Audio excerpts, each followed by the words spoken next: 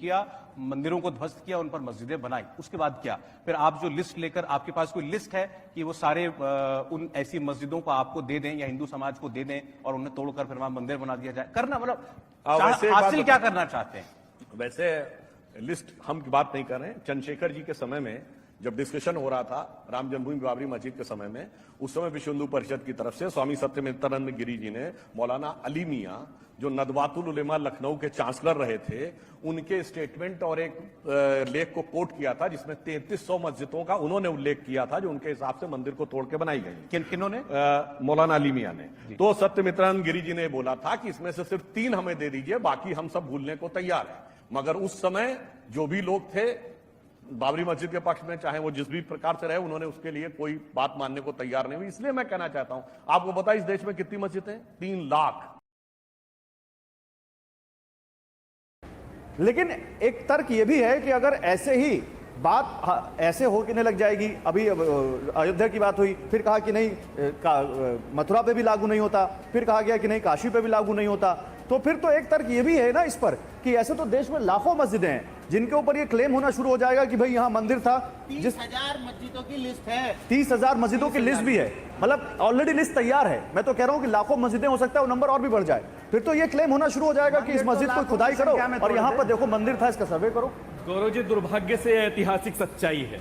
अगर 30,000 मस्जिदों की हमारे मित्र रंगरेज जी ये बात कह रहे हैं, उन्होंने भी मुद्दे को बड़ा अलग तरह का रंग दिया अपने उपनाम के मुताबिक।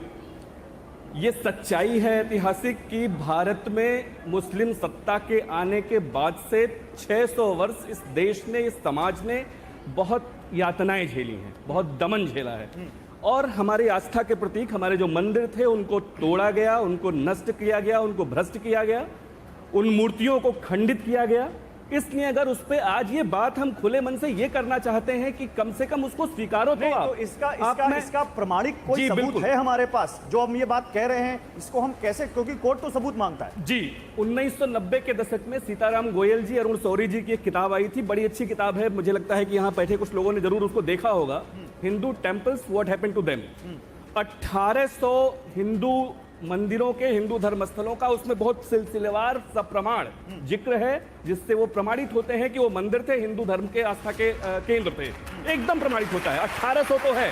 बाकी हम 30,000 की जो बात कर रहे हैं, अगर हम 30,000 की बात कर रहे हैं, मैं ये नहीं कहता कि उस पर हम दावा करने जा रहे हैं, लेकिन इस सच्चाई को आज मुस्लिम भाइयों को बड़े खुले मन से स्वीकार करना चाहिए कि हिंदुओं पर ये अत्याचार, ये अनाचार, ये जो स्थिति है ये बनी। औरंगजेब जैसा व्यक्ति। देवकीनंदन जी के पास जाऊं, फिर एक सवाल आपसे यही है, फिर ये बात आज इतनी क्यों उठ रही है, पहले क्यों नहीं उठी? देखिए, समय की बात होती है, समय की बात होती है।